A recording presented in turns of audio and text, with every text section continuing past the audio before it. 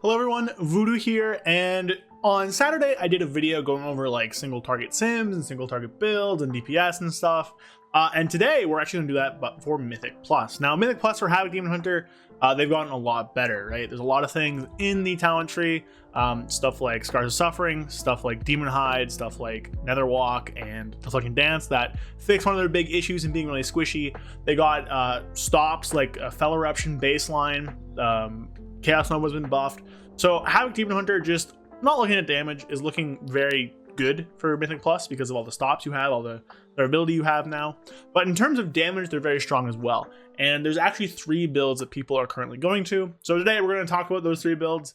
They're all very similar, but there is like a pretty big important difference. And we're also going to look at some sims I ran for Mythic Plus as well. So before we get into that, make sure you like the video, subscribe, comment, all the good stuff. Help push the channel up. We're very close to 7,000 subs now.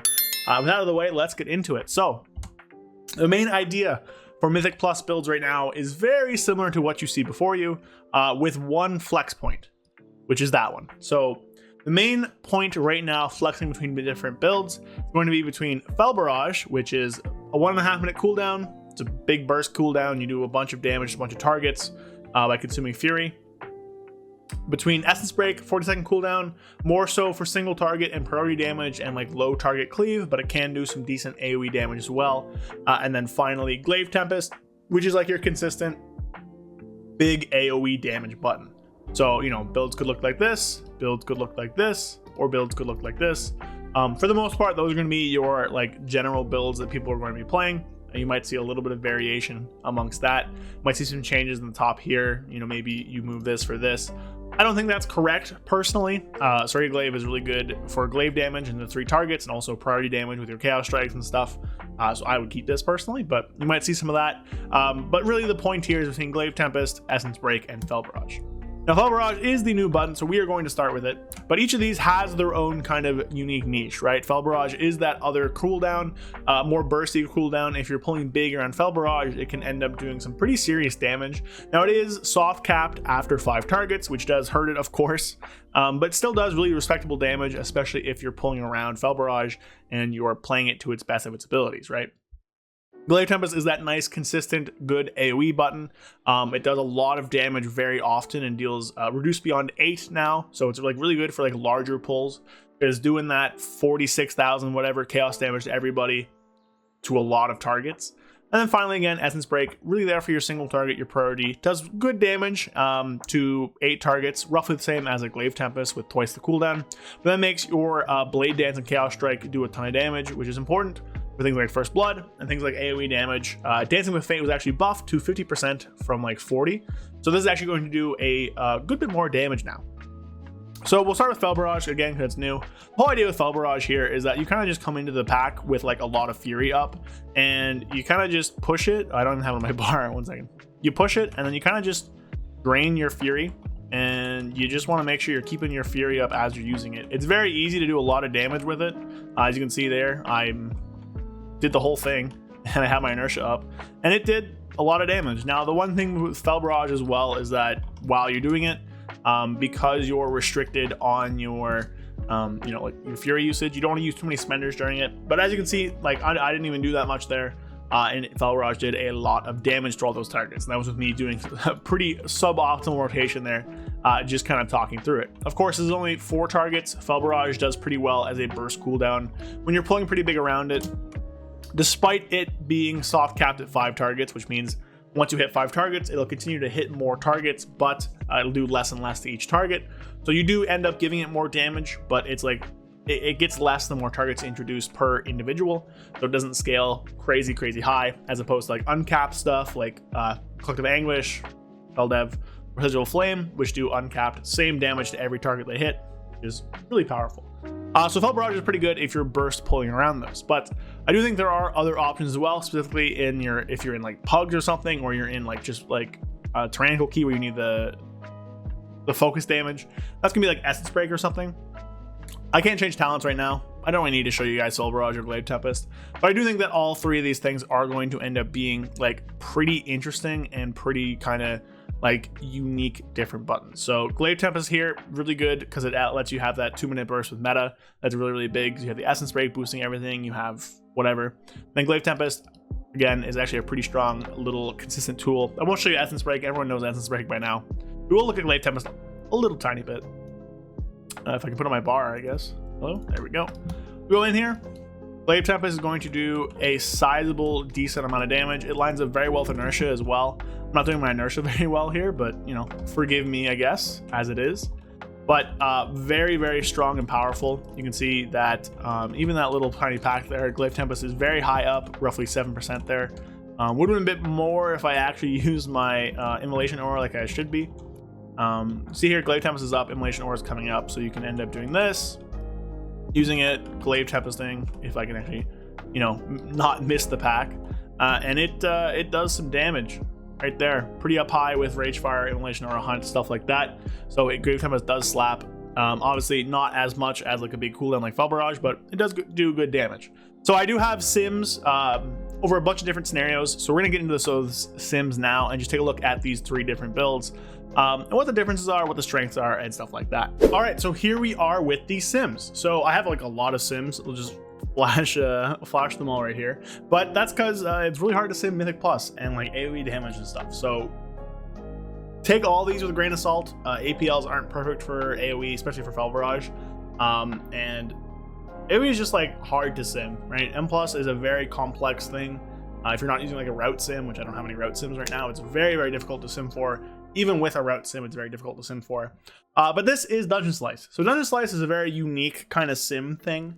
So what it is it's 1 2-minute boss fight with Bloodlust to start, and then it's 4 packs. It's 1 pack of like 1 to 3 targets, or I believe it's 40 seconds, and then 1 pack of 3 to 5 targets, or maybe like something, I think it's maybe 4 to 6 targets, or like less time, and it alternates. It's a very weird, unique kind of sim thing, but it's the best way to kind of, well, it's not the best way to accurately depict a dungeon, but it's like the quickest, best way to sim a dungeon.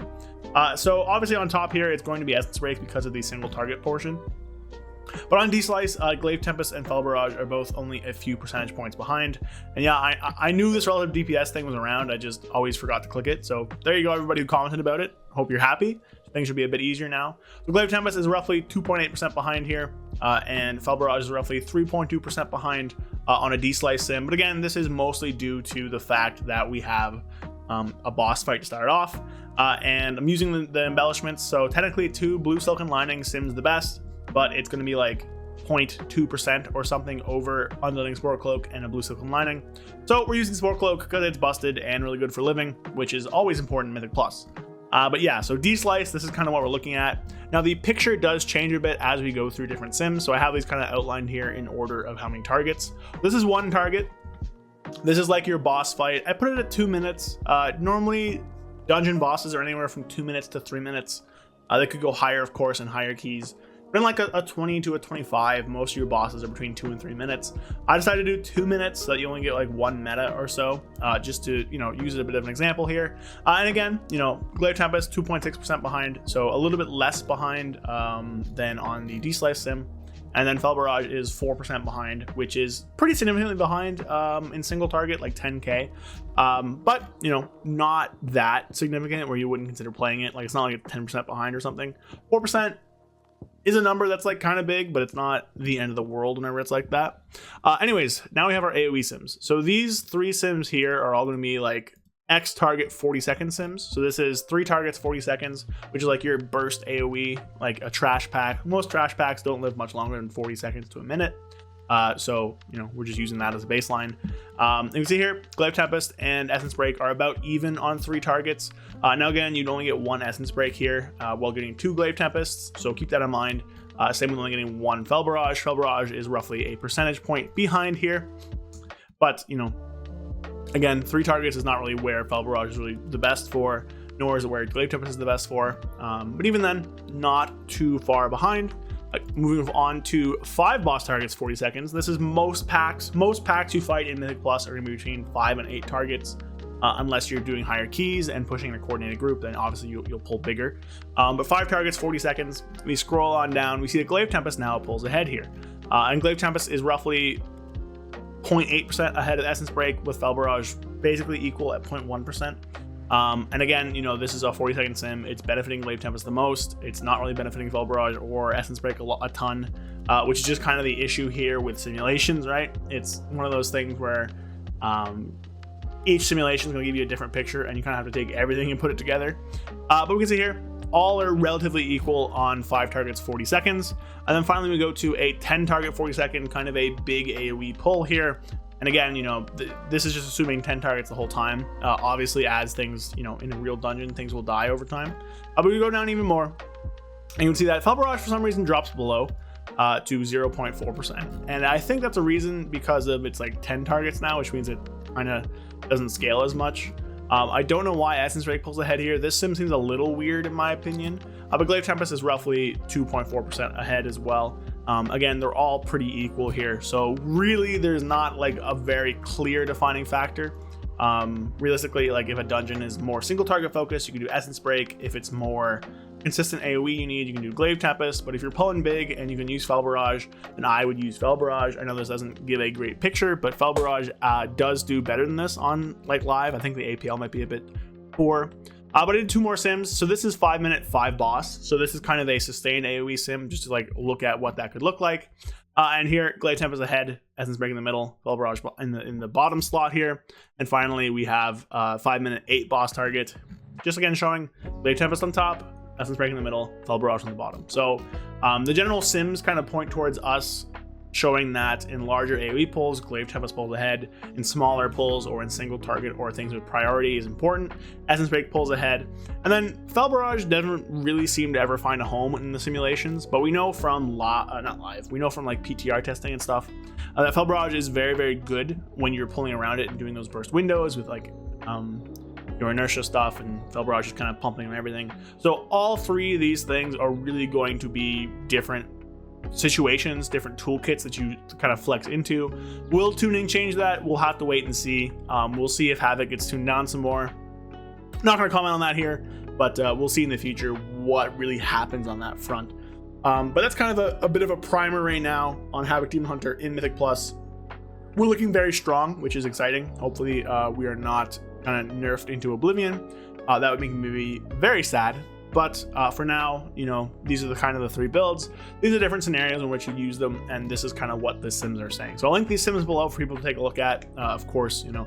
And yeah, so I hope you guys enjoyed the video. Let me know personally which build you want to take a look at. I didn't do a no mover build here because realistically, no mover just isn't as good for dungeons because these talents are so powerful. If you want to say no mover AoE build, I think I kind of touched on it in my no mover build. Check that out from last week. I'll do a no mover guide whenever the patch launches and talk about AoE there if you hate fel rushing. But generally speaking, in AoE, the fel rush stuff is just way stronger than in single target, and we're going to take it. But yeah, so those are the 3 builds. That's kind of where they're all sitting right now, kind of what's happening. And yeah, so like the video, subscribe, leave a comment, become a channel member if you want to support me, and I'll see you guys later. Peace. A big thank you to all my channel members. Thank you to Andrew Keenel, Payne, Latand, Period, Brad Wisniak, Zuligan, Oxclamation, It's Bulk, and Howley. Thank you all of those people. You guys are great and appreciate the support you're giving me. If you want to support the channel and get a few cool perks in the meantime, click the link in the description. Brings you to a place where you can learn more about becoming a channel member. Thank you all so much. Thank you for watching the video, and I'll see you guys later. Peace.